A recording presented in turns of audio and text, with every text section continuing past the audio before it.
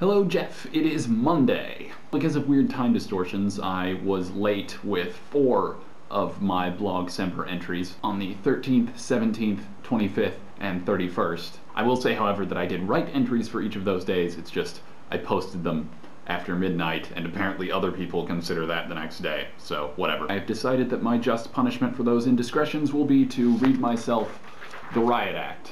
So, yeah. Here you go. Thank you.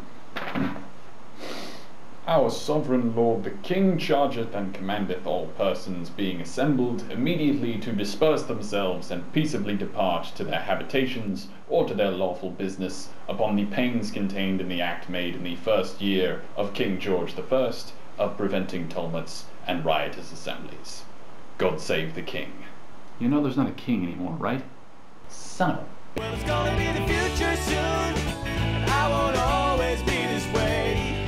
When the things that make me weak and strange get engineered away. So we're a week into 2013, and I've read a lot of books already. Before I talk about that, I wanted to talk about one interesting thing that I thought of. I figured out something we could do to vastly improve legislative oversight in the good old US of A, using already existing technology and things. So we already have websites where we can check out, you know, how people voted on which bills, which is great. I like that.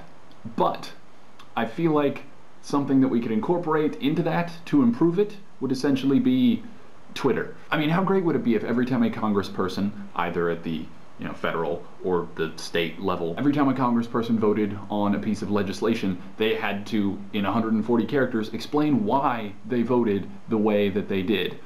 Or, if 140 isn't enough, link to a longer explanation. Because knowing how somebody votes is only part of the story, especially considering how dense legislation can be with all the different sort of riders and extra little bits and bobs. It would just make things so much clearer.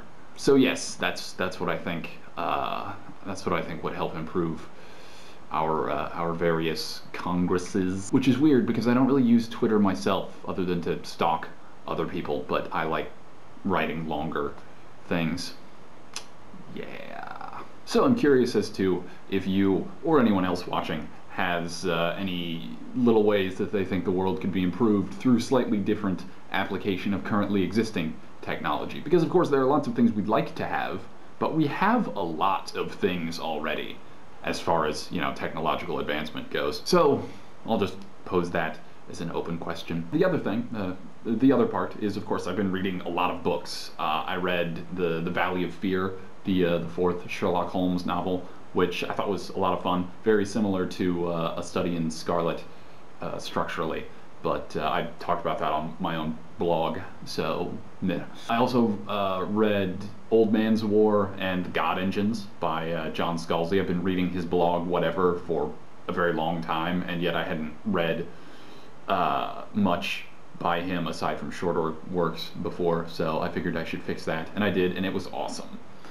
Unfortunately, now I want to read all the rest of the Old Man's War books, and I don't have them.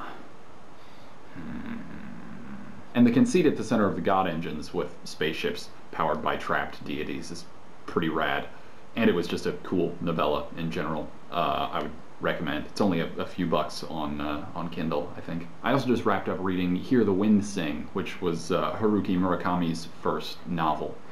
Really hard to find, actually. I think it was only printed in English in Japan, and Vicky got me that for a gift.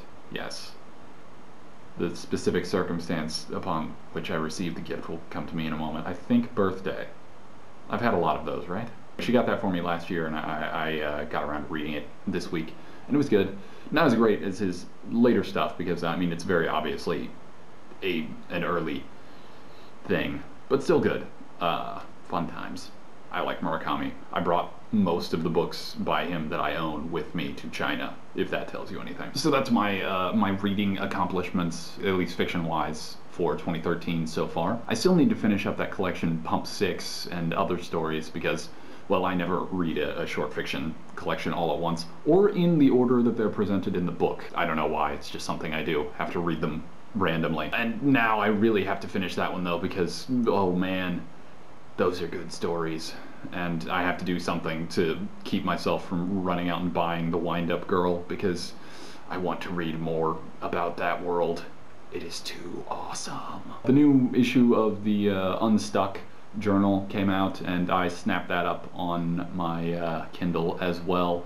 I've only read one story in it so far, though, so I don't have a full this is what I think of it thing to say. And it'll take me a while, because it's pretty long. I'm doing this even though my Kindle stays the same thickness regardless of what I'm reading on it. Also, not long ago, Locus came out with a list of the greatest novels, short stories, novellas, and I think novelettes are in there as well, of the 20th and the 21st century. The 21st century lists are kind of hilarious, considering it is literally only the first week of 2013 right now. And looking at how long ago some of the best ofs for the 20th century were written, it's sort of ridiculous to have that kind of list for this current century. There's good stuff on it, don't misread, but if someone makes a similar list in, say, 3012, I'm kind of curious as to how many of these would still be on there. Not to deride them, I'm just saying, hopefully we'll continue to have awesome stuff. And I know I spend a lot of time complaining about ebook prices, but why are George Saunders ebooks so expensive? They're like $11.99 or $12.99, something in that range. And I know that's not a huge amount of money, but anything over $9.99 for an ebook for me, just why? Oh, and speaking of ebooks, this is my last thing for this video, but what is the deal with there being like no Ray Bradbury books as ebooks? It's Fahrenheit 451 and 0 others. There's like, I think, according to his Amazon page, there was like a book of interviews and like one single short story there by itself. He's written like 1 million short stories, and I can't read any of them right now, which is driving me crazy, because whenever I want to write sci-fi stuff, it makes me want to read sci-fi stuff more, and Ray Bradbury was really good at writing those kinds of things. He was awesome. Hey, did you know that Fahrenheit 451 was first serialized in Playboy? Talk about reading it for the articles. And with that lame joke out of the way, I will say goodbye for this week. Here's to hopefully our first full calendar year of Guys from the Futuring, because we'll keep making videos. And right, I'm gonna go now.